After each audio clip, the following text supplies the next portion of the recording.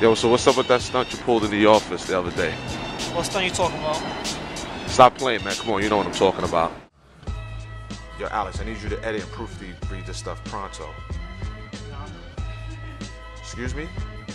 Seriously, we need to go to print, so I need the stuff to get done. I ain't playing around, Alex. Get it done right now, man.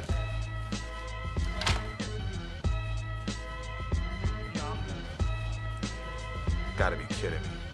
Unbelievable. They demanded me to do all this stuff like I'm freaking R2-D2 or number 5 from Short Circuit. I just preferred not to do it. So let's continue our conversation from before. Alright. There's this myth about this guy, Bartleby, and how he was an employer's worst nightmare.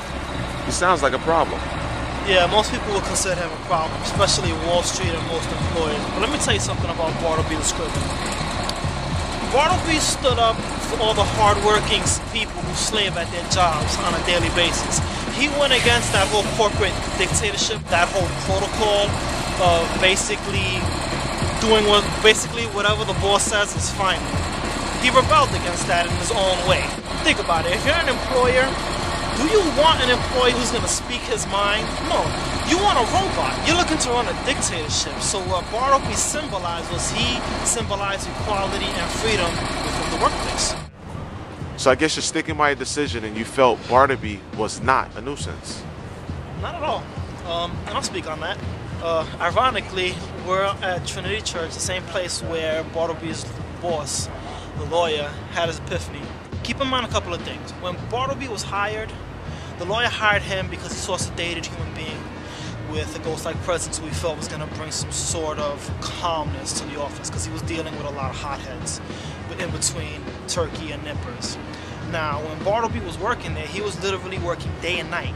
He hardly ever ate, and he pretty much made that office his home. He pretty much lived there. What most employees do is they become too dependent on their workers, and that's where the lawyer screwed up.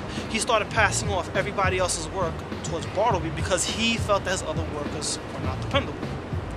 Now, was Bartleby wrong for pretty much saying, you know what, I prefer not to do somebody else's work? No, of course not.